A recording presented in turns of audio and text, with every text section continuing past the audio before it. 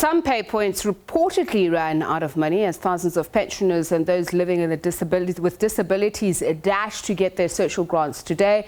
As you just heard in the report above, SASSA CEO Busisiwe Memela-Khambula joins us now on the line to speak about what happened today and the lessons learned. A very good evening to you, and thank you so much for speaking to us. What exactly transpired and which areas were worst affected? Good afternoon, Tabitha. Thank you very much, and good evening to the listeners. I suppose it's been quite a tense day today. We had, in some areas, we had good payouts, and in some areas we had extreme challenges. What happened was, even though we had hoped that the only people that would be allowed to go through in the public transport for the rest of the day were going to be only the elderly. We had hoped that as we had a number of roadblocks over the past few days, that the same was going to happen.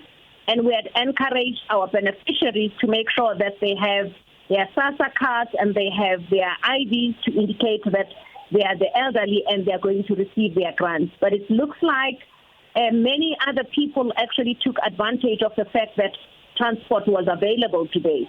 And most of the people were flocking into town, and there was pandemonium that impacted on the elderly not being able to do what was supposed to. Many other people, which categories specifically are you speaking about? Because the Social Development Minister was quite specific herself about whom will be able to claim their beneficiaries today, and it would be pensioners.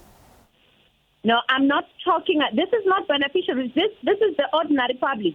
Everybody else in the communities now took advantage and got into the taxis and went to town to also do their shopping, because as you noted in the past few days, there were quite a number of queues. So because the transport over the past few days was only from 5 o'clock to 9 o'clock, but because today the Minister of Transport had allowed the taxi to ferry the social grant beneficiaries, all the other people then went into town. This is what created the But the transportation that was arranged, how was that in itself policed? How was that curated? Because I'd imagine that at least it would have to be noted that it would be elderly people who are getting on the transportation that is provided, and that they would have to produce some form of proof that they are going to get their pensions.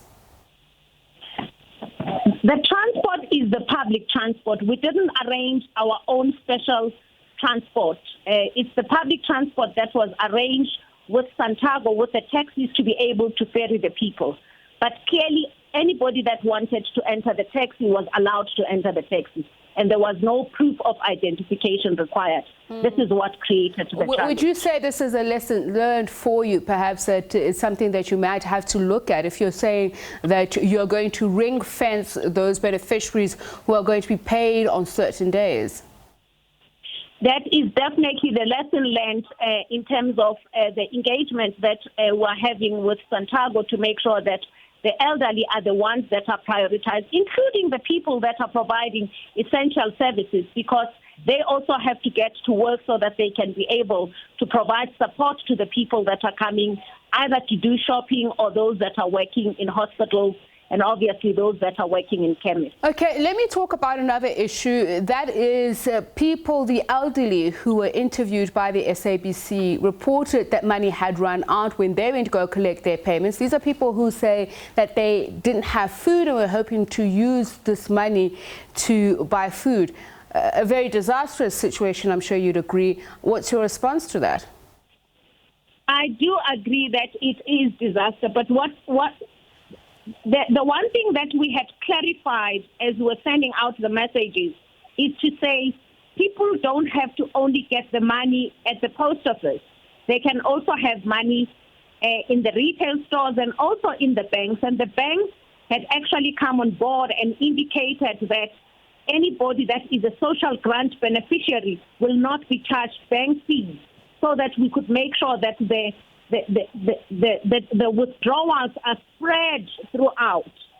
In your planning, though, I mean, if you're dealing with a case of 17 million people countrywide, just looking at the figures, I think in Gauteng it's something in the region of 700,000 of just those special categories. So that should mean that you had to be capacitated for everyone to be paid. As again I said, some of the elderly telling the SABC that they were told that government didn't simply send money to some of these pay points.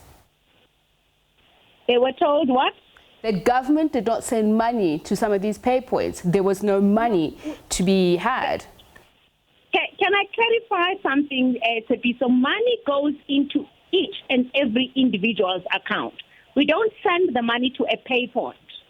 The areas where people can draw money if they need to buy cash is obviously on the banks or SAPO or the retail shops. But we don't send money. We pay electronic money. People already have the bank card, which they can draw from anytime, anyway. They don't necessarily have to go and draw money on day one. Okay, let's talk about another serious issue, the lack of social distancing at some of these pay points. Is something that the minister herself emphasized that would be prevented, but from the pictures that we saw, none of that occurred at all of these. Inside the shopping center, the social distance definitely was happening. The challenge was outside the shopping center where the security was not allowing people to come in, because in any of the retail shops, if the social distancing is not observed, the shop actually does get a shutdown. But it becomes a challenge outside the shopping center to manage the social distance, because that's where we're hoping that we would have the police and the soldiers that would assist in that regard. But obviously, they are also way stretched out in terms of managing the country as a whole and not only managing areas where we pay, because we had requested for support, particularly in the area which are high pay points, which is what we've emphasized to say we need support in those areas, because we can't manage outside the shop. Inside the shop, this was managed effectively, because the shops know that if they don't manage it, obviously they would get shut down. SASSA CEO Busisiwe Memela-Khambula, thank you very much for speaking to us on the line there.